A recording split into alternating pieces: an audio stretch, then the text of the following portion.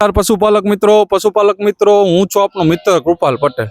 પશુપાલક મિત્રો ગ્રીષ્મ ગરમીમાં આપણા પશુઓમાં કાળજી રાખવા જેવી બાબત કઈ કઈ એમાં આજે આપણે વાત કરવી છે। સૌપ્રથમ તો ગ્રીષ્મ ગરમી એટલે શું એની વાત કરીએ તો કે જ્યારે તાપમાન 45 ડિગ્રી કે તેથી વધુ હોય એને હીટવેવ કહેવામાં આવે છે।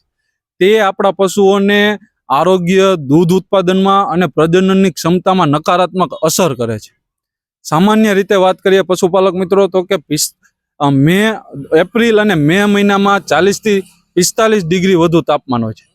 ત્યારે આપણા પશુઓમાં દૂધ ઉત્પાદનની ક્ષમતા ઘટે છે, રોગ પ્રતિકારક શક્તિ ઘટે છે, અથવા તો એમના લક્ષણોની વાત કરીએ તો કે આપણું પશુ હાંફતું હોય એવું જણાય છે, આપણા પશુઓના મોઢામાંથી લાળ પડતી હોય એવું દેખાય છે, અથવા તો આપણા પશુઓનું શરીરનું તાપમાન વધી જાય છે, દૂધ ઉત્પાદનમાં ઘટાડો આવે છે।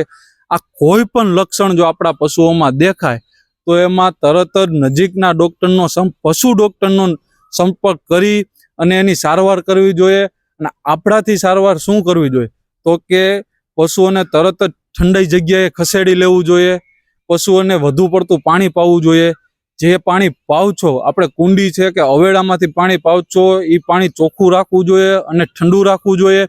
બીજું કે બપોરના સમયે 11 થી 4 પશુઓના શરીર ઉપર પાણીનો છંટકાવ કરવો જોઈએ, અથવા તો કાપડ છે કે કોથળો છે તેને પલાળીને પશુઓના શરીરને ઢાંકવું જોઈએ, જેથી કરીને આપણું પશુ તંદુરસ્ત અને સ્વસ્થ રહે અને આપણા પશુઓને હીટવેવની અસર ન થાય। પશુપાલક મિત્રો આવી સારી માહિતી અને વધુ માહિતી માટે અમારી ચેનલને સબસ્ક્રાઇબ કરો, લાઇક કરો અને વિડીયોને વધુમાં વધુ શેર કરો। વધુ માહિતી માટે અમારા હેલ્પલાઇન નંબર છે 92 744 78 993। આભાર।